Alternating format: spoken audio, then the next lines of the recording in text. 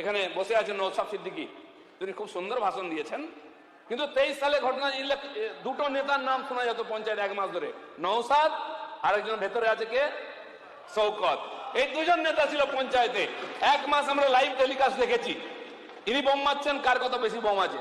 দুর্ভাগ্যবশত আমি সেই বিধানসভায় থাকি, ভাঙড়েতে।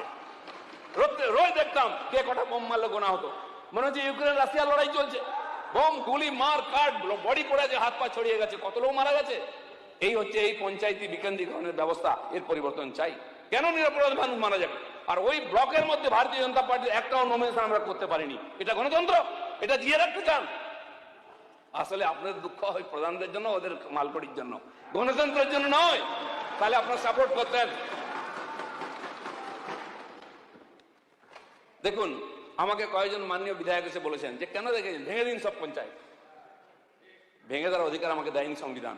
আমাকে গড়ার অধিকার দিয়েছে, মানুষকে পরিষেবা দেওয়ার অধিকার আছে। তাই যারা অসহযোগিতা করছেন তাদের হাত থেকে সাময়িকভাবে আমরা ক্ষমতা নিয়ে নিচ্ছি। এখানে সব প্রভিশন আছে, 15 দিন, 10 দিন, 20 দিন, 50 দিন সময় দিচ্ছি। 3 মাস হয়ে গেল প্রধান উপপ্রধান আসে না। এটা তো অসহযোগিতা, গণতন্ত্রের অপমান। সরকারকে অপদস্থ করার জন্য, সরকার ডেলিভার যাতে না করতে পারে পঞ্চায়েতে কাজ, সেই জন্য অসহযোগিতা করা হচ্ছে। সেই সব লোকের হাতে আমরা ক্ষমতা রাখতে পারি না। সেই জন্য এই বিল আনতে আমরা বাধ্য হয়েছি। পবিত্র সদনে আমি এই কথা বলতে এসেছি যাতে আমরা গরিব মানুষের কাছে পরিষেবা পৌঁছে দিচ্ছি। গ্রামোন্নয়ন নয়, মাননীয় দীনদয়ালজি বলেছেন যে পেছনে দাঁড়িয়ে থাকা গরিব মানুষের কাছে উন্নয়নের ধারাকে পৌঁছে দিতে হবে। সেই জন্য তো পঞ্চায়েত ব্যবস্থা। সে মানুষটি কেন বঞ্চিত হবে আপনার জন্য? কে দিনের পর দিন পঞ্চায়েত অফিসে কেন ফিরে যাবে? সে পরিষেবা থেকে কেন বঞ্চিত হবে? কেন কন্ট্রাক্টররা কাজ করেছেন তার বিল মাসের পর মাস আটকে থাকবে? কেন গ্রাম সড়ক যোজনার রাস্তা শুরু হবে না আপনি না বলছেন বলে? কেন জিরামজি, গত মাসে আমরা নারেগার 1 মাস কাজ করেছি, এবারে জিরামজি শুরু হয়েছে। সেই নারেগার যে বিল দেবো আমরা, 1,56,00,000 কর্মদিবস তৈরি হয়েছে। যে মানুষগুলি কাজ করেছেন, গরিব মানুষগুলি, তাদের অ্যাকাউন্টে টাকা যাবে না যতক্ষণ না প্রধান সই করবেন। এই অধিকার কে দিয়েছে? মানুষকে কষ্ট দেওয়ার। তাই আমরা সাময়িকভাবে এই ব্যবস্থা করেছি। এতে কোনো আইনের পরিবর্তন হয়নি, সাময়িক একটা রাস্তা বার করা হয়েছে যাতে পরিষেবাটা কন্টিনিউ থাকে। অনেকের খুব অসুবিধা হচ্ছে কেন আইন পরিবর্তন হচ্ছে। অনেকে 5 বছরের জন্য ইনভেস্ট করেছিলেন, টাকা পয়সাতে টিকিট কেটেছিলেন, দিয়ে জিতেছিলেন টিকিট কিনে যে 5 বছর কামাবো, তার থেকে 2 বছর মাইনাস হয়ে যাচ্ছে। কষ্ট তো হবেই। এখনো ঋণ শোধ হয়নি, কয়েক লাখ টাকা দিয়ে টিকিট কিনেছেন। সেটা আমরা টিএমসির আমলে শুনতাম, তার নেতারা বলছে এত লাখ টাকায় পঞ্চায়েতের টিকিট, এত লাখ টাকায় সমিতির, এত লাখ টাকায় জেলা পরিষদের টিকিট। সে ঋণ এখনো সহজ হয়নি, আর হাতে ঝুনঝুনি, স্বাভাবিক অসুবিধা হবেই। কিন্তু আমি বলছি এই যে পঞ্চায়েত ব্যবস্থা, এটা কোনো নূতন নয়। এটা সিপিএম আনেনি, এটা টিএমসি আনেনি। ভারতের প্রাচীনতম ব্যবস্থা। বিশ্ব যখন প্রশাসন জানতো না, সমাজ তৈরি হয়নি, তখন ভারতবর্ষে পঞ্চায়েত ব্যবস্থা ছিল। পঞ্চায়েত মানে 5 জন ছিলেন, পঞ্চপ্রধান বা পঞ্চপরমেশ্বর।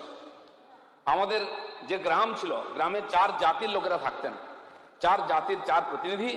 যদি ট্রাইবেল থাকতেন একজন, তার থেকে ট্রাইবেল প্রতিনিধি থাকতেন। এই পঞ্চপ্রধান গ্রামের যে কোনো সমস্যা, আইনগত, অর্থগত, সামাজিক সমস্যা, তারা সমাধান করতেন। এটা হচ্ছে বিকেন্দ্রীকৃত শাসন ব্যবস্থা। তখন হয়তো গণতান্ত্রিক কনসেপ্ট ছিল না, কিন্তু এর চেয়ে ভালো গণতন্ত্র বিশ্বে হতে পারে না। তো 5 জনের জায়গায় আমরা তো 2 জনকে নিয়ে এসেছি, এক্সিকিউটিভ অ্যাসিস্ট্যান্ট আর সেক্রেটারি।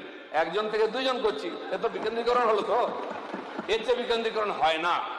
আসলে একটা স্লোগান বাংলার পঞ্চায়েতে খুব পপুলার, উপরে ভগবান আর নিচে প্রধান। এই প্রধানের জন্য যারা কান্নাকাটি করছেন না, তাদের কিছু বিশেষ ব্যাপার আছে। এই প্রধানকে শক্তিকরণ করতে দেবো না আমরা। পঞ্চায়েত বিকেন্দ্রীকরণ মানে সাধারণ মানুষের মধ্যে ক্ষমতার বিকেন্দ্রীকরণ হওয়া উচিত।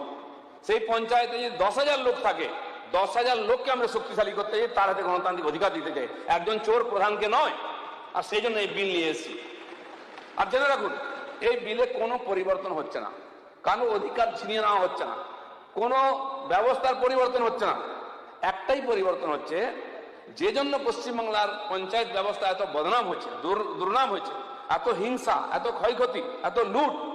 এখানে যারা বসে আছেন বিধায়করা, তাদের চেয়ে যে কোনো প্রধানের বাড়ি বড়। আপনার বাড়ি 3 তলা নাই, কিন্তু পঞ্চায়েত প্রধানের বাড়ি 3 তলা আছে কিনা? এতে প্রমাণ হয়ে যায় কতটা বিকেন্দ্রীকরণ হয়েছে অর্থের, কোথায় পৌঁছেছে। এত স্বজন পোষণ, এত হিংসা, এত লুটপাট।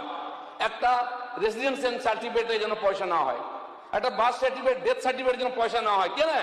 সেই প্রধানকে আপনারা রাখতে বলছেন। ডিএম তো সই করেন কোটি কোটি টাকার, বিডিও সই করেন যদি সেক্রেটারি সই করেন কি সংবিধান অশুদ্ধ হয়ে যাবে? প্রধানকে কেন চোর বানিয়ে রেখেছেন?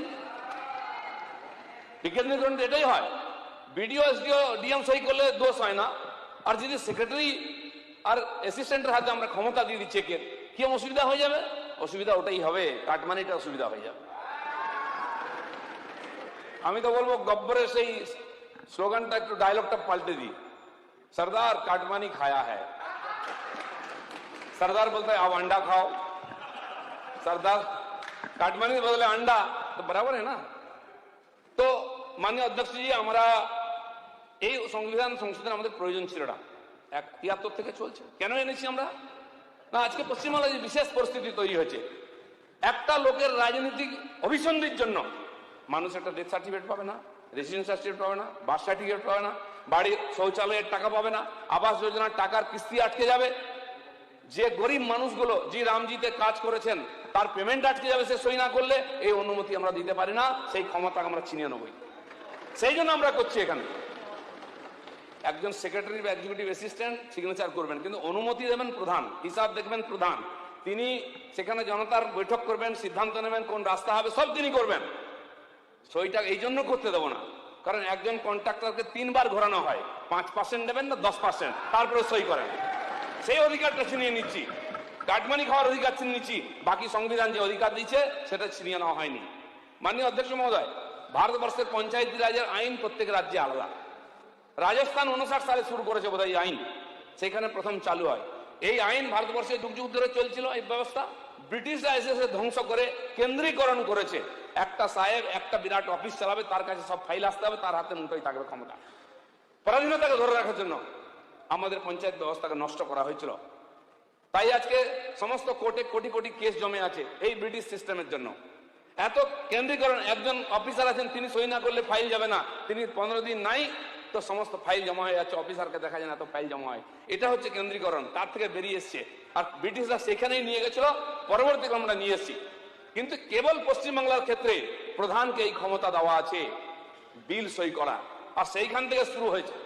অন্য রাজ্যে যান, কোথাও প্রধান এই আর্থিক ক্ষমতা নাই, তাই সেখানে হিংসা নেই, তাই এত লুটপাট নেই, তাই এত বদনাম নেই। এই যে পঞ্চায়েত নির্বাচন, অনেকে 21-এর কথা বলেছেন, আমি আপনাকে তথ্য দিচ্ছি, গত কয়েকটি নির্বাচনে কত মৃত্যু হয়েছে। 2003 সালে 70 থেকে 80 জন নিরাপরাধ মানুষ মারা গেছে। 8 সালে 36 থেকে 45 জনের মৃত্যুর খবর পাওয়া যায়। 2013-তে 31 থেকে 39 জন মারা গেছে। 2018-তে 29 জন মারা গেছেন। আর 23-তে 48 থেকে 50 জনের মৃত্যুর আর তথ্য আমাদের কাছে আছে। আমি 18 সাল নির্বাচনে ভারতীয় জনতা পার্টির প্রেসিডেন্ট ছিলাম। প্রথমবার আমরা লড়াই করি, লড়াই করে আমরা কয়েক হাজার জিতি, কিন্তু জেতার পরে এত অত্যাচার, পুলিশ দিয়ে তুলে নিয়ে আসা হচ্ছে, দিয়ে জোর করে পঞ্চায়েত গঠন করা হচ্ছে। 2100 জন জেতা প্রতিনিধি সমিতি এবং পঞ্চায়েতে 2100 জন প্রতিনিধিকে বিহার, ঝাড়খণ্ড, উড়িষ্যা এবং আসামে আমরা লুকিয়ে রেখেছিলাম। তার মধ্যে 60% মহিলা ছিলেন। 1 মাস 1.5 মাস যতদিন না, আর যতক্ষণ না আমাদের লোকেরা ফিরে আসছে, তাদেরকে তুলে আনা যাবে বলে বোর্ড গঠন করা হচ্ছিল না। তার মধ্যে গর্ভবতী মহিলারা ছিলেন, তারা হসপিটালে যেতে পারেননি, ক্যাম্পে সন্তান প্রসব করেছেন। এই অমানবীয় অবস্থার পরিবর্তন চাই, তাই আমরা এখানে আজকে এই বিল নিয়ে এসেছি। এই অবস্থা দেখেছি আমরা 23-এও, তার চেয়ে কম হয়নি। গুন্ডা পুলিশ মিলে আটকানো হচ্ছে, নমিনেশন করতে দেওয়া হচ্ছে না, মারপিট করে মাথা ফাটিয়ে দেওয়া হচ্ছে, দিনের পর দিন আমাদের লোকেরা ফিরে এসছেন।